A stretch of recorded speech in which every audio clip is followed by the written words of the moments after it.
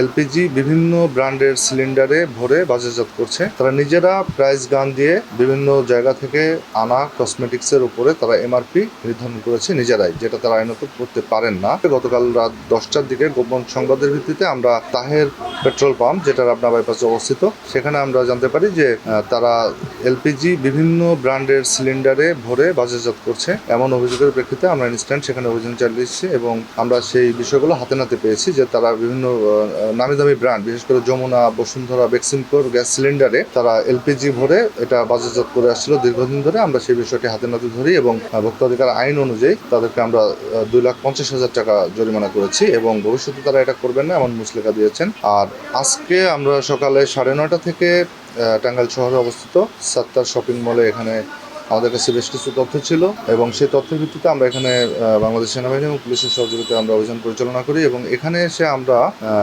বিশেষ করে যে প্রসাধনীর যে বাজার, এইটাতে আমরা বিভিন্ন অনিয়ম পেয়েছি।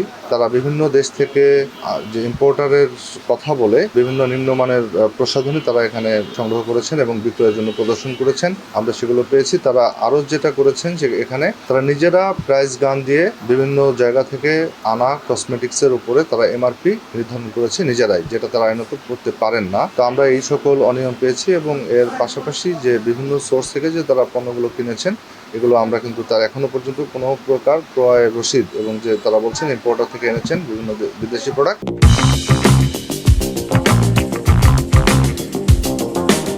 এগুলো এখনো কোনো প্রমাণ পাইনি।